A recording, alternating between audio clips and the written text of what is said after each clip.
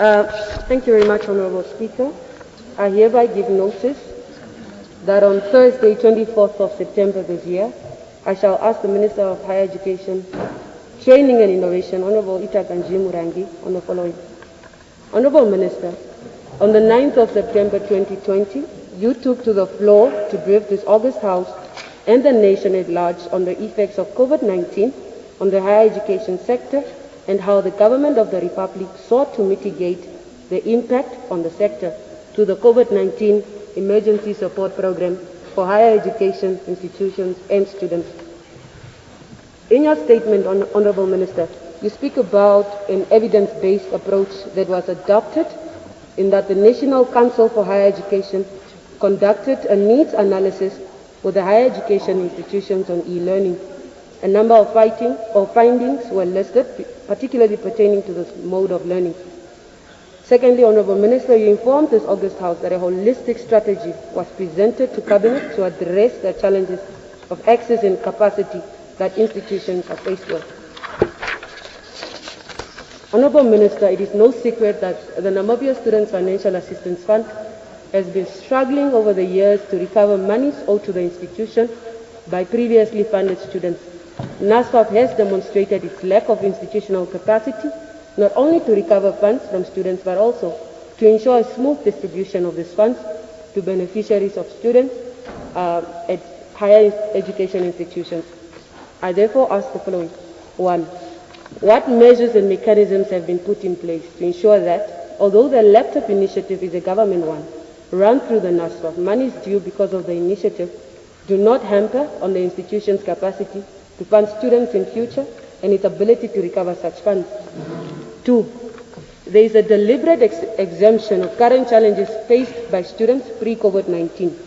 I'm particularly referring to the 300 plus students pursuing local government studies and the program in HIV at the University of Namibia who have failed to secure loans from the NASFAF, but are enrolled with the university on the basis of acknowledgement letters received by the institution.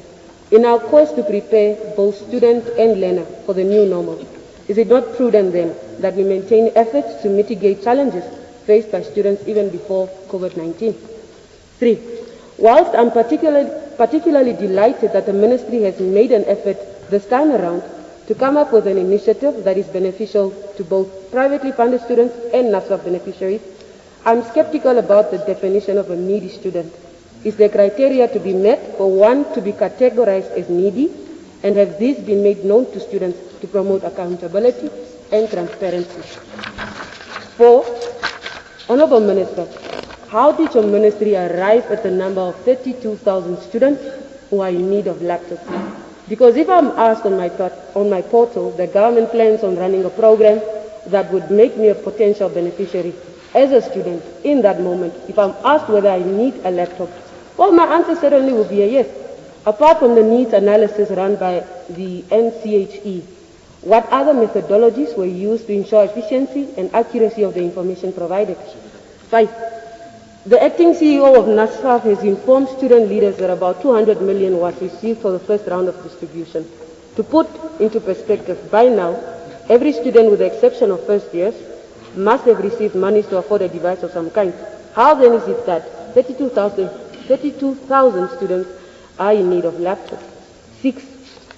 It is my deepest conviction that when leaders like yourself in charge of such primary sectors and lives upon which this country will rely on one day, consistent consultation ought to take place to ensure that when we make decisions that we think are in the best interest of our constituents, we remain in touch with the realities on the ground.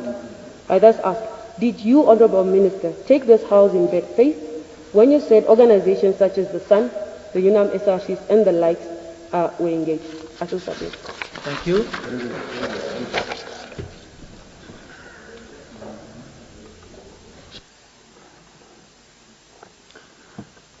Next, the Honorable Mongo.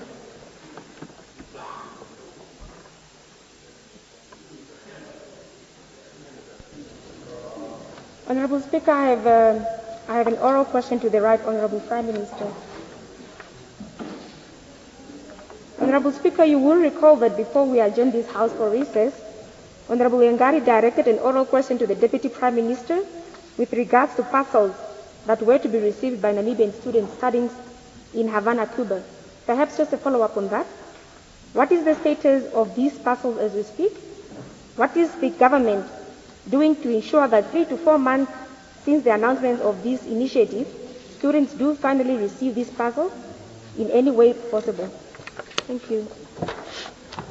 Thank you. Is that a question directed to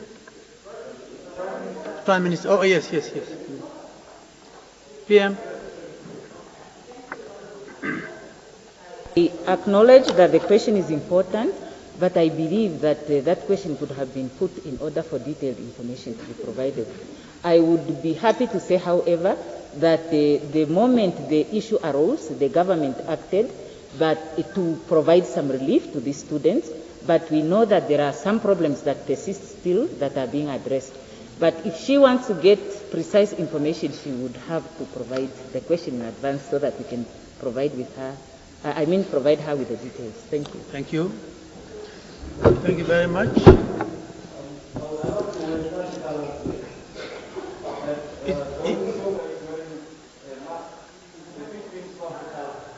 No, I think, no.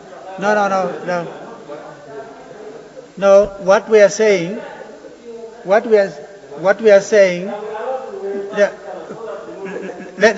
me explain. We are saying that for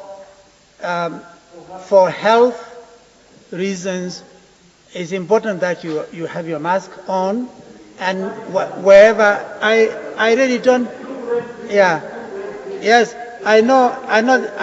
The honourable member is not a first person, so it's not something that we are prohibiting. But for safety reason, if that is what they have, I think they should be permitted to have it. Yes, please. Okay, let's move on. Honourable Nico Smith.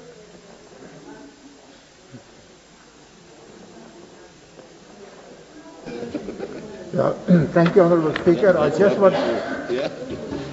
Yes, it is on.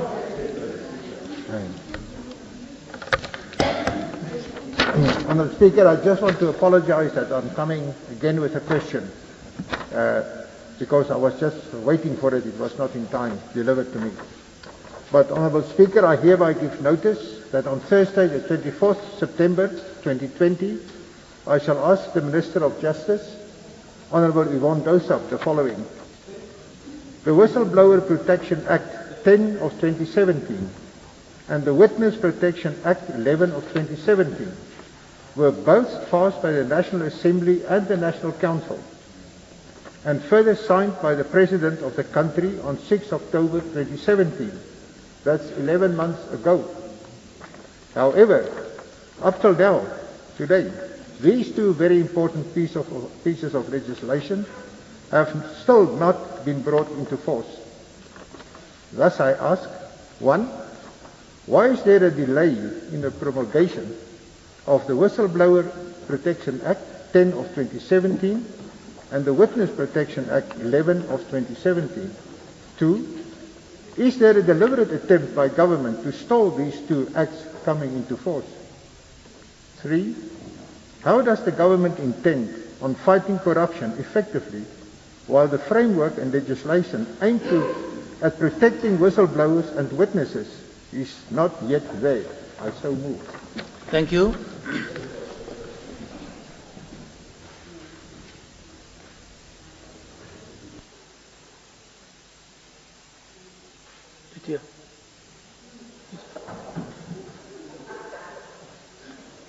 Next, Honourable Kawandenge. Speaker, I don't have a particular question. I just want. What is that? You're so rude. I just want a clarification, Honourable Speaker, on the ruling that you just made, because I think it's deflective in law and in practice. For the simple reason, when we took over and stand there and raise our hands and took the oath of office. My understanding was that from that moment, we became the representatives of the Namibian people, irrespective of our political affiliations. Now, when the Speaker make a ruling to say in his August House that we can come here with our party colors, I'm left perplexed to the core, flabbergasted. You know, intellectually challenged Honorable Prime Minister to understand that. I think the Honorable Speaker can just call on the Honorable Member not to do that again. Because if we allow that, tomorrow I'm calling upon this side to bring and come with all our party colors this side. It will not look good. Seriously, on a serious note. And we are having a Okay. Honorable, can we listen to each other? I did not notice that a colleague was wearing a party color as such until the Honorable Sebep drew the attention of the House to that.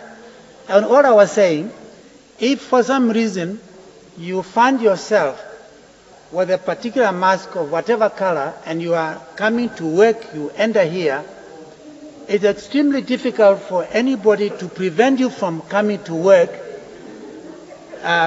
wearing that particular mask. And secondly, she's not the first person, I'm sure there have been other members as well. But I just ask the secretary to go and get a mask from the office to give the honorable member so that we can take care of the... Honorable Sebep, so I'm simply saying, if you are wearing a mask, the mask is for your... the mask, please,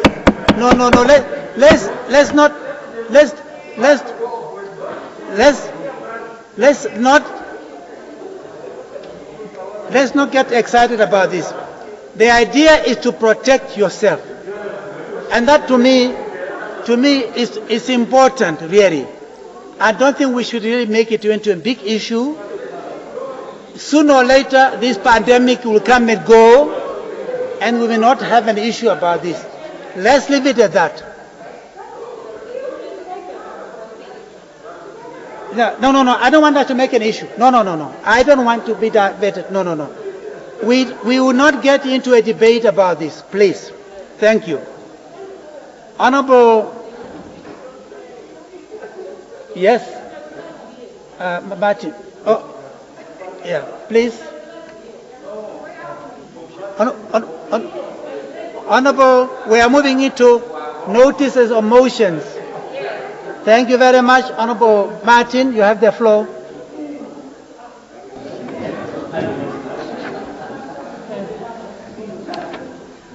Am I protected, yes, Honorable Speaker? You are protected. Thank you. Honorable Speaker, I hereby give notice that on Thursday, the 17th September 2020, I shall move that this Assembly discusses and design fair and effective approach for street vendors' operation. Honorable Speaker, it said that the importance of street vendors in Namibia is disregarded. They are living with uncertainty and insecurity and mostly treated like criminals, despite that they are contributing to formal economic sector. I so move, Honorable Speaker. Thank you.